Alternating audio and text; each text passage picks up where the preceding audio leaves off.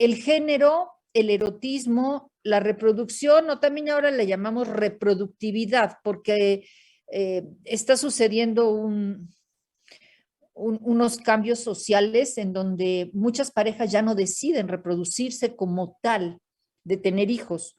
Muchas, cada vez más, y ustedes cuando vimos lo del parto y esas cosas, bueno, muchos que estaban dudosos, luego dicen, no, ya de plano yo no quiero tener hijos, pero cumplen una función con perros, cumplen una función con gatos o con otras mascotas, de lo que implica el cuidado de otro ser vivo.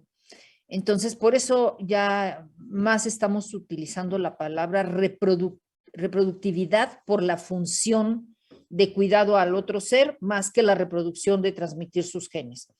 Y el otro elemento es el vínculo. Y aquí se fijan que tiene flechas para todos lados y todos sentidos, porque todos influyen en todos. Todo repercute el erotismo en la reproductividad, el erotismo en el género, en el vínculo, y todos a la vez, si uno se mueve o si uno está mal desarrollado, va a influir en los demás. Por eso aquí se los puse todos de un mismo tamaño. Ese es como el ideal de una persona con una salud sexual. Sin embargo, en la vida diaria, pues no encontramos que todo esté nivelado. En un recién nacido, por ejemplo, por la reproductividad, nada más están los órganos además están en stand-by, tanto los óvulos como los espermatozoides ni siquiera están formados. Los óvulos también están en un proceso de desarrollo posterior y ni siquiera piensa en esa parte, aunque tenga la potencialidad en algún momento de reproducirse, no es algo que esté en la sexualidad de un recién nacido, pero sí está en un núcleo enorme el vínculo, porque si no se muere. Entonces tiene que haber un vínculo con otro ser, que normalmente es la mamá, gracias a la oxitocina, y este vínculo es muy estrecho, y conforme va creciendo, este vínculo va adquiriendo otro tamaño y van los otros creciendo de alguna manera. Por ejemplo, el del género, un niño o niña de 3 años ya sabe qué es niño o es niña. Entonces, el erotismo también se está desarrollando primeramente desde el nacimiento a través del placer oral, de acuerdo a las teorías de Freud, y bueno, va cambiando en el transcurso del tiempo. Entonces, ¿a qué voy con esto? Que desde el recién nacido hasta la muerte hay sexualidad. Que tiene diferentes pesos estos elementos, es una realidad, y además de las etapas de cada una de las personas, en momentos de ciertas situaciones específicas también de cada quien. Si una pareja quiere reproducirse y no puede, tiene problemas de infertilidad o de esterilidad, por supuesto que su foco más importante sería ahí la reproductividad. Después ya deciden o las que deciden no tener llevar a cabo esta situación de la reproducción, pues está chiquito, porque además hay cómo detenerla o cómo controlarla o cómo evitar que se dé. Cada uno de estos elementos de la sexualidad tiene, les decía, una parte biológica, una parte psicológica y una parte social. Dentro de cada uno de estos, pues tienen que ver muchos elementos. Dentro de la parte social tiene que ver las leyes, los reglamentos, las costumbres culturales, las costumbres religiosas y un montón de cosas que van a influir en la sexualidad. En la parte psicológica, que no vamos a hablar de cada uno, dentro de cada uno, porque no nos da tiempo, pero por ejemplo en la parte psicológica dentro de la sexualidad, pues están los aprendizajes recibidos y asimilados. Lo social repercute en lo psicológico, los aprendizajes y los castigos o los permisos sociales se van a asimilar por la persona y van a ser parte de ella y va a influir en su psique. O también las experiencias, ¿no? Las buenas y las malas, ambos van a repercutir en ese ser humano. Y la parte biológica, esa no hay mucho modificable porque ya venimos programados a partir de los genes. Sin embargo, También por ciertas situaciones se puede modificar esa parte biológica. Por ejemplo, el de tener una ovulación, o se puede modificar la parte biológica con alguna enfermedad, por alguna, pues ahorita vemos cuáles serían los aspectos biológicos que pudieran influir en la parte de las disfunciones sexuales, pero sí hay muchas cuestiones biológicas que por un lado estamos programados, pero por otro lado se pueden alterar. Con este dibujito les trato de ejemplificar con el clásico rosa y azul en una relación heterosexual, pero puede ser dos azules o dos rosas, o unos morados con otras orientaciones sexuales, qué sé yo, o más de dos, ¿no?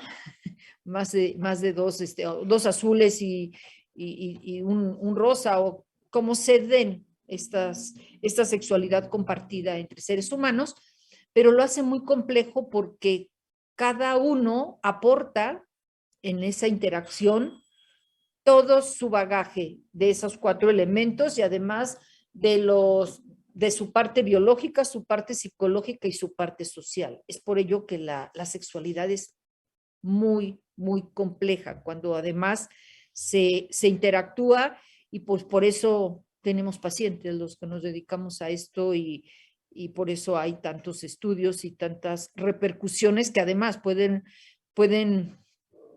distorsionarse en una serie de comportamientos que vamos a ver más adelante. Esta es la definición de sexualidad. Normalmente las definiciones deben de ser cortas para que con pocas palabras se entienda una idea.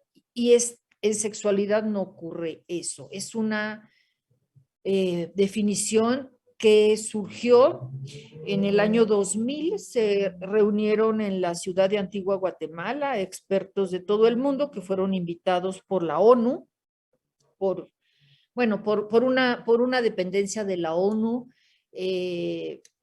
la Organización Panamericana de la Salud, y en esta reunión de expertos lograron juntarse y tenían que encontrar una definición por consenso. ¿Qué significa por consenso? Que no es lo que opina luego nuestro jefe, Fer. Consenso es que todos estén de acuerdo. No hay uno, no es mayoría de votos, eso es democracia, mayoría de votos o como quieran llamarle. Pero consenso es, aquí nos vamos hasta que todos estemos de acuerdo y nos convenzamos. Los que piensan de una manera y los que piensan de otra, llegar a un término medio o que cedan o que se convenzan por alguna forma. Por eso en esta definición tiene a veces cosas que si las leemos decimos, pues para mí casi es lo mismo, de acuerdo a nuestro bagaje lingüístico, pero para otros en estas culturas diferentes que se reunieron en esta ciudad significan cosas diferentes, ¿no? Entonces, por eso la voy a leer rápido. Es una dimensión fundamental del hecho de ser humano. O sea, ya por ser humano tienen una sexualidad que está basada en el sexo, que incluye al género, identidad de sexo, orientación sexual, erotismo, vinculación afectiva, amor, que a lo mejor nosotros diríamos vinculación afectiva, pues incluye el amor, y la reproducción. Si se fijan, aquí están estos 4 elementos, además de otros más. Se experimenta o expresa en forma de pensamientos. Únicamente hay personas que no llevan contactos físicos, eróticos, pero tienen pensamientos y por lo tanto llevan y ejercen una sexualidad a nivel de fantasías, a nivel de deseos, de creencias, de actitudes, de valores, de actividades, de prácticas. Pudiera ser lo mismo, pero aquí no resulta que no es lo mismo. Los roles y las relaciones. La sexualidad es el resultado de la interacción de factores biológicos, emocionales, socioeconómicos, culturales, éticos, religiosos o espirituales. Entonces, lo mismo que les dije hace rato, puesto nada más en más palabras para que todos firmaran, y esta es la definición oficial aceptada por la OMS de lo que significa la sexualidad. Entonces, la sexualidad tiene diferentes yo le llamo dimensiones, porque no nada más, a veces pareciera que es como sexualidad es sinónimo de erotismo, de relaciones sexuales, de coito, kama sutra, penetración, eyaculación, como que únicamente enfocado a esa parte, pero hay otras dimensiones que van haciendo que tenga diferentes matices. Y de esto hablamos desde el sexo genital, que depende si en cuanto nació el bebé, si tenía vulva o tenía pene, ¿no? O algo indefinido, que ni era vulva ni era pene. Era un clítoris grande, era un pene chiquito, era una vulva no fusionada como lo vimos en embriología, y esto puede, desde ahí marca una dimensión en estas personas. La otra es la orientación sexual, hacia quién tienen atracción erótico-filial. Puede ser hacia hombres, hacia mujeres, hacia ambos, hacia ninguno, o hacia una mezcla de diferentes alternativas, ¿no? En personas trans, etcétera, etcétera. Y esto hace otra dimensión que no tenga que ser lineal, sino pueden irse como encimando estos diferentes aspectos. La otra está el rol social, que eso es lo que llamamos género, que lo asumimos de acuerdo, la gran mayoría de nosotros, de acuerdo, somos congruentes, de acuerdo a nuestro sexo biológico, nuestra asignación de género, de lo que debe de hacer una mujer, un hombre en cuanto a vestirse, trabajo, comportamientos, etcétera, una serie de permisos y de prohibiciones para cada uno de los sexos, que son los roles de género, que además son muy cambiantes. En algunas culturas los hombres son los que usan falda, en otras culturas a las mujeres se nos permite usar pantalones, en otras no se les permite por cuestiones de género. Entonces es cambiante. En la época de los reyes Luises en Francia, los que usaban peluca, los que se maquillaban, los que usaban tacones y medias, eran los hombres, no eran las mujeres. Y entonces esto es cambiante y tenemos que irnos adecuando. Y ahora somos, tal vez, todavía siguen con esos vestimentas como más asignadas, pero a las mujeres se nos permite más estar en esa ambigüedad. Las mujeres se nos permite más usar pantalones, usar traje, hay algunas que hasta usan corbata y no pasa nada. Tenis, zapatos, botas más masculinas y no pasa nada, pero un hombre que se viste con las vestimentas asignadas para mujeres, generalmente son como, si no rechazados por todos, criticados o genera cuestionamientos, cosa que en las mujeres no. El sexo cromosómico, pues ese ya lo traemos de fábrica. Aquí no puse los intersexuales, el Klinefelter, el Turner y todos esos, porque bueno, son la minoría y vamos a hablar ahorita como en generalidad de las mayorías. Ya vimos en algunas situaciones cromosómicas como tal, de esas llamadas aberraciones genéticas o como le llamen médicamente, ¿no? Y la identidad de género es la persona cómo se siente en esa, de acuerdo a sus genitales, les decía, si concuerda, se siente y se determina como cisgénero. Si no se identifica que los genitales concuerdan con lo que en su mente se siente hombre o se siente femenino y se siente masculino, podríamos hablar de personas trans. Vamos a hablar un poquito más adelante de transgénero, que bueno, puede evolucionar a una persona transexual. Y bueno, de estos transexuales, algunos buscan la reasignación y otros no.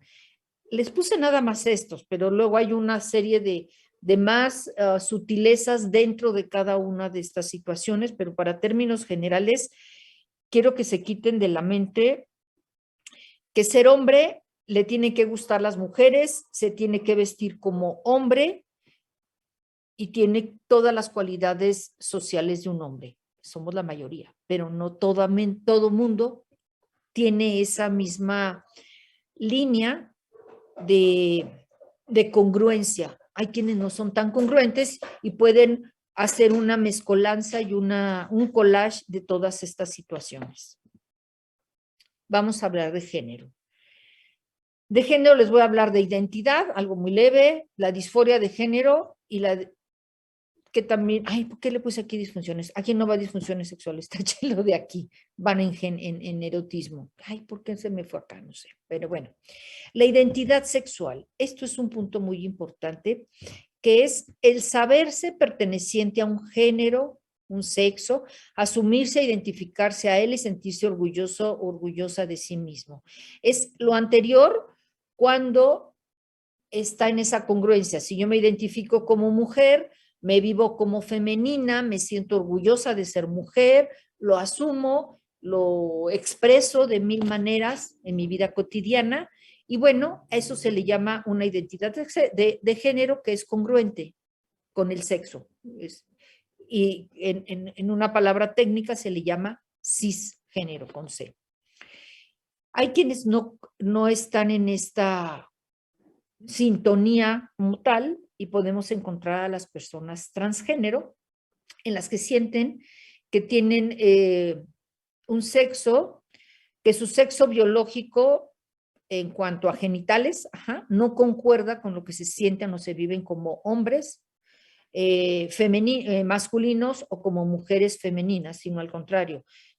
Tienen pene, obviamente en una prueba genética tienen cromosoma XY, pero se sienten mujeres en cuanto a los roles, al hablarse hasta de femenino, y esas personas son las personas transgénero, que pueden modificar su cuerpo de diferentes también niveles, desde el nivel hormonal, la vestimenta o hasta llegar a cambios quirúrgicos para hacer concordar lo que me siento con los genitales que tienen.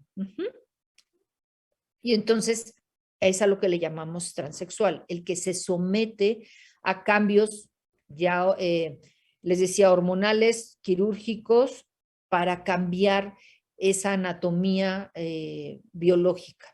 Porque es más fácil cambiar hacer esos cambios biológicos, que a veces quedan bastante bien, otras veces quedan medio, pero bueno, por lo menos ellos se sienten o ellas se sienten un poco más a gusto, porque la mente ya es más complicado cambiarla. Es más fácil cambiar algo más tangible que serían los genitales. Es más frecuente encontrar personas trans, hombres, que mujeres. Entonces, aquí se ancla la teoría biológica, porque bueno, hay varias, para explicar, siempre tratamos de explicar el porqué de las cosas, y algunas teorías son explicaciones sociales, los sociólogos, los antropólogos lo tratan de explicar desde su metodología de estudio, los psicólogos también entienden y tratan de buscar sus respuestas desde la metodología de la psique, y los que somos médicos, pues tratamos de explicarlo desde la biología.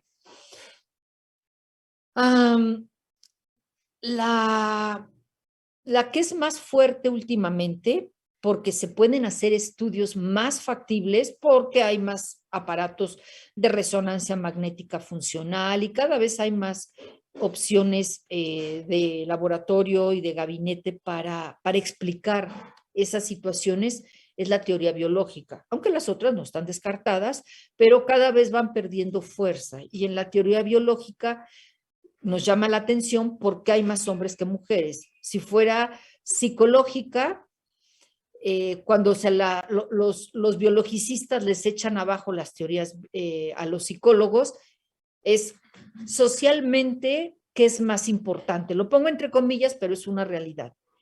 En la sociedad, ¿quién es más importante? ¿Un hombre o una mujer? ¿Quién tiene más derechos, más privilegios? ¿Quién gana más? Si tienen cerrado su micrófono, contesto yo. Los hombres. El hombre. Entonces, convendría más ser hombre que ser mujer. Pero ¿por qué entonces las personas trans, si ya son hombres biológicos que tienen, y lo pongo entre comillas, esa ventaja de ser hombres, ser XY y tener ese estatus social más elevado que las mujeres, ¿para qué cambiar a un rango menor? Entonces, suena como no congruente, como ilógico, ¿para qué pierdo mis derechos y mis privilegios a cambiar de categoría a una inferior? Entonces, se desecha un poco esta parte, ¿no? Los antropólogos hablan también perdón, los psicólogos de que, bueno, la mamá quería tener un hijo varón o quería tener un hijo que fuera mujercita y lo trató como tal, pero cuando vemos las historias clínicas o vemos la historia familiar, no necesariamente es esa situación o no, al contrario, a lo mejor no influye en lo que quería la mamá porque el papá quería otra cosa. Entonces, no es de le doy gusto a mi familia, sino pues estaban divididos y uno se sentía muy orgullosa de que fuera niño y el otro de que fuera niña. Entonces, también estos argumentos pues se van desechando con varios argumentos mucho más profundos que el que les estoy comentando. Pero la teoría biológica nos dice que desde la etapa embrionaria, al haber el cromosoma Y empezar con toda la proteína SRY y una serie de transformaciones cerebrales y biológicas, si la mamá en esa etapa del embarazo recibe algún estrés excesivo, alguna carga hormonal por alguna razón, algo sucede en determinadas etapas del desarrollo embrionario de ese producto que se ha hecho con muchos animales y se ha comprobado, porque con humanos no se puede hacer ese tipo de experimentos, pero sí con ratitas o con cobayos o con cualquier otro y siempre salen los mismos resultados. En determinadas etapas del embarazo de la rata se estimula hormonal, estresante o de cualquier manera. Las ratitas cuando nacen llevan a cabo comportamientos que no son propios y aptos de su sexo, en donde aquí no interviene lo que la mamá quería. Yo cuando tenga mis ratitas voy a querer que sean hembras o que sean machos. La rata no piensa en eso. Ni están los aspectos sociales de que ganan más o ganan menos o les va mejor en la vida. Tampoco existe eso. Está únicamente la parte biológica y cuando llegan a la etapa reproductiva estas ratitas, toman actitudes del sexo opuesto. Es decir, las hembras hacen lordosis para ser penetradas y embarazadas y los machos también tienen la posición de montaje. Y los llevan, los están observando y resulta que hacen lo opuesto.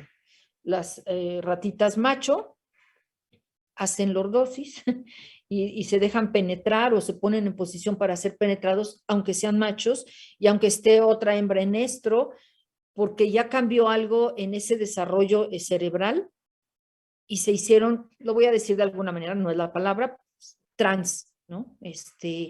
Porque algo hubo biológicamente en este cambio. En cuanto a los humanos, la mayoría, la edad que piden esta reasignación cuando ya no pueden más con esta situación de no ser congruentes sus genitales con su identidad genérica, de género,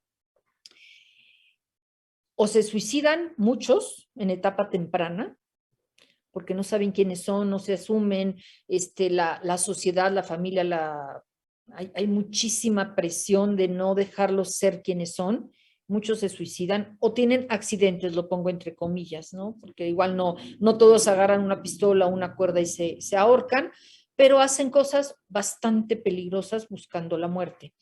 Y cuando piden reasignación generalmente es entre los 20 y los 30 años. En cuanto a estadísticas se habla, hay muchas, no se llega porque no todo el mundo lo habla, cada vez se habla más, pero mucha gente lo guarda en lo más íntimo de sus sentimientos y ahí se queda y no lo comentan, no participan en las estadísticas para ello, pero se habla que mujeres trans es una entre 24,000, imagínense, hay mucha diferencia entre 24,000 a 100,000, pero bueno, es los datos que se tienen. Y en cambio para hombre es uno entre 400,000 o más. Entonces, si hablamos que hay mucha esta diferencia que yo les decía, realmente de mucho más hombres que mujeres. Entonces, vamos a cambiarle.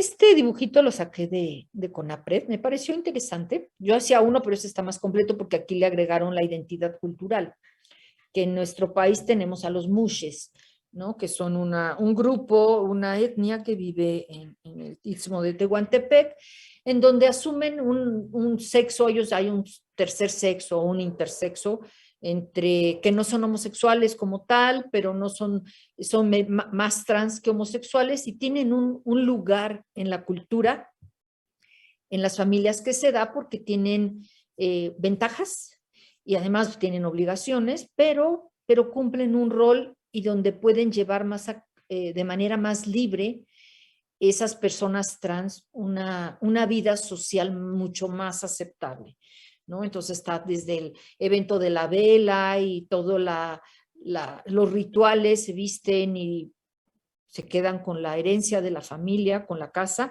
pero tienen a su cargo también cuidar a los viejos. Entonces, va una con otra y tienen otras actividades, ¿no? Algunas es iniciar sexualmente a hombres o mujeres para enseñarles los secretos amatorios de cualquiera de los dos sexos.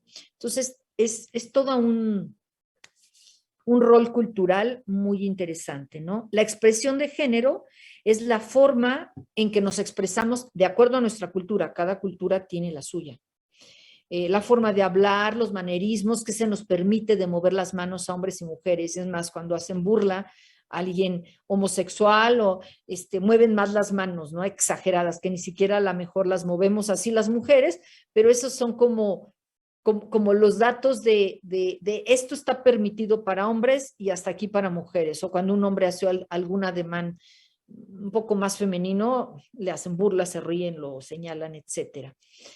Y la identidad de género es cómo yo me siento, independientemente de lo que los demás vean, yo cómo me siento en cuanto a mi rol femenino o masculino, y aquí tenemos a las personas, les decía, mujeres cis, mujeres trans, hombres cis, hombres trans, o hay una nueva categoría, cada vez hay más, me ha tocado conocer algunas chicas en consulta, que no se identifican ni con lo masculino ni con lo femenino, ¿no? Están como en un inter, unos le llaman binarismo, que no comparten esos extremos binaristas, o, o el hecho de los queer, ¿no? Que es un grupo en los que están muy en contra de esos mandatos sociales de cómo deben de comportarse las mujeres y más bien lo que tienen es